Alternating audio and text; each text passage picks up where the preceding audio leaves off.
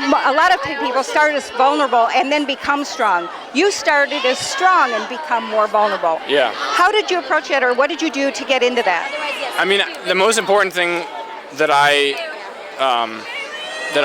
thought about was like, I wanted to make him theatrical, over the top, and like weird and quirky, and confident, but but still real and not obnoxious. You know, I wanted him to still be lovable at the same time. So it was really about bringing that part of him to life, and then later on just taking that all away, stripping him down, and just making him like, you know, a flawed, vulnerable boy. So, what's your story? I was diagnosed when I was 13. No, not your cancer story. Your real story. Your hobbies, your passions, your weird fetishes. I am quite unextraordinary. I reject that at the hand. What made you want to do this movie so much?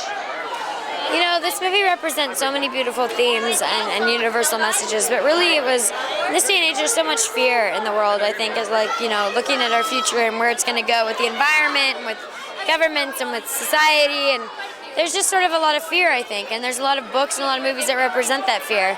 And this movie to me represented hope, and it represented small moments, which is so unique and sort of a novelty in books as well as cinematic experiences nowadays. Well, we know you're a musician. Yeah. Can you tell me about the jam session in the church?